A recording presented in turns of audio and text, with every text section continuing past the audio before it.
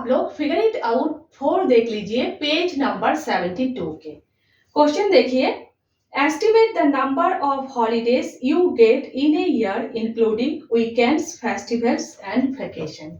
यहाँ पर बताया गया है पूरे साल में आप लोगों को वीकेंड्स, फेस्टिवल्स और वेकेशन को लेकर टोटल कितने छुट्टियां मिलती है, आप लोग अंदाजा लगाइए। Next, then try to get an exact number and see how close your estimate is. Next बताया गया है कि आप लोग एग्जैक्ट सही हॉलीडेज निकालने की कोशिश कीजिए और अंदाजा लगाया हुआ हॉलीडेज के साथ मिलाकर देखिए कि आप लोगों का अंदाजा कितना सही है। ठीक है, तो सबसे पहले हम लोगों को क्या करना है, अंदाजा लगाकर पूरे साल का टोटल हॉलीडेज निकालना है, वीकेंड्स, फेस्टिवल्स और वेकेशन को लेकर। नेक्स्ट, सही हॉलीडेज हम लोगों को निकालना है। ठीक है, उसके बाद दोनों को मिलाकर देखना है कि हम लोगों का अंदाजा कितना सही है। ठीक है, तो सबसे पहले हम लोग अंदाजा लगाकर निकालेंगे एस्टिमेशन ऑफ हॉलीडेज। ठीक है, तो सबसे पहले वीकेंड्स, साप्ताहिक छुट्टियां। तो 1 ईयर इक्वल 52 वीक्स। 1 ईयर में 52 वीक्स होते हैं, है ना। अब देखिए, आप लोगों के स्कूल में 1 वीक में आप लोगों को 1 छुट्टी मिलता है, वो संडे को है। 1 वीक 1 संडे 1 छुट्टी। ठीक है, 52 वीक्स 52 संडेज 52 छुट्टियां।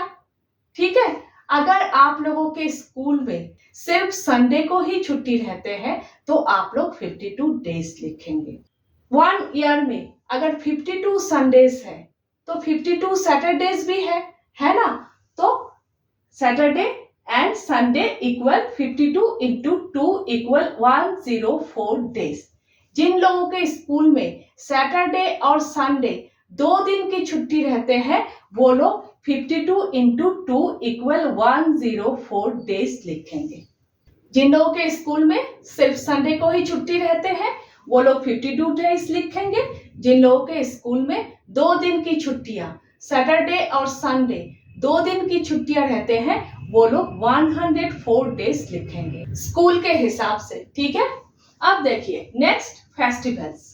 फेस्टिवल्स में Dussehra, Eid, Christmas day, national days भी है, republic day, independence day, Gandhi Jayanti, सब मिलाकर 15 से 20 डेज के छुट्टियां रहते हैं।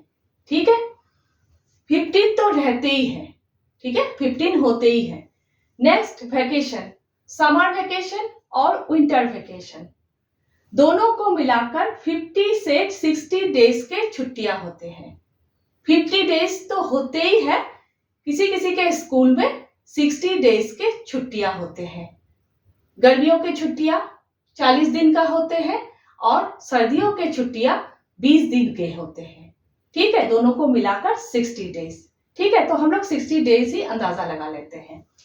तो देखिए 60 माइनस 16, 16 क्या है, देखिए 60 डेज मीन्स 2 मंथ्स, है ना। 2 मंथ्स में सैटरडे और संडे भी है, लेकिन सैटरडे और संडे तो ऑलरेडी हम लोगों ने यहाँ पर काउंट कर लिया। तो क्या करना है, यहां से माइनस करना है। ठीक है, 1 मंथ में सैटरडे और संडे को लेकर 8 डेज के छुट्टी है। ठीक है, 1 मंथ में सैटरडे और संडे टोटल 8 डेज होते हैं। तो 2 मंथ्स में 16 डेज होंगे, 8 इंटू 2 16। ठीक है, फिर से बता देती हूँ, 1 मंथ में सैटरडे और संडे 8 डेज है, 2 मंथ्स में 8 इंटू 2 16 डेज है। ठीक है, तो आप लोग 60 से 16 को माइनस करोगे, इक्वल 44 डेज। ठीक है, हो गए। अब आप लोग टोटल निकालोगे, माई एस्टिमेटेड हॉलीडेज इक्वल, इस तरह से लिखना है अच्छे से। ठीक है, इक्वल 100, क्योंकि हम लोग अंदाजा लगा रहे हैं और अंदाजा लगाने के समय हम लोग राउंड फिगर ही लेते हैं। तो 104 नहीं 100 ही हम लोग लेंगे। 100 प्लस 15, ठीक है, 15 प्लस 44 नहीं 40 लेंगे, ठीक है, इक्वल 155।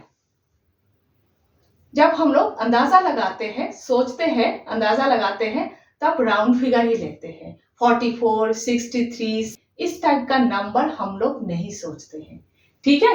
तो 100 प्लस 15 प्लस 40 इक्वल 155। तो एस्टिमेटेड हॉलीडेज, अंदाजा लगाया हुआ हॉलीडेज इक्वल 155 हो गए। अब हम लोग सही निकालेंगे, एग्जैक्ट हॉलीडेज अब हम लोग निकालेंगे 2025 का, इस साल का, ठीक है। तो देखिए सबसे पहले वीकेंड्स इक्वल 104 डेज। फिर से बता रही हूं, जिन लोगों के स्कूल में सिर्फ संडे को ही छुट्टी है वो लोग 52 डेज लिखेंगे, ठीक है। और जिन लोगों के स्कूल में सैटरडे और संडे 2 दिन की छुट्टी है वो लोग 104 लिखेंगे, ठीक है। तो weekends equal 104 days, Saturday and Sunday, इस तरह से ब्रैकेट में लिखना है अगर 104 आप लोग लिख रहे हो तो। नेक्स्ट नेशनल लिखना है slash festival holidays equal total, इस साल में टोटल 17 डेज इन 2025 लिखना है इस तरह से। अब देखिए इस साल 2025 में रिपब्लिक डे, बकरी ईद और मुहर्रम सैटरडे और संडे को है, लेकिन सैटरडे और संडे तो हम लोगों ने यहाँ पर ही काउंट कर लिया वीकेंड्स में, है ना।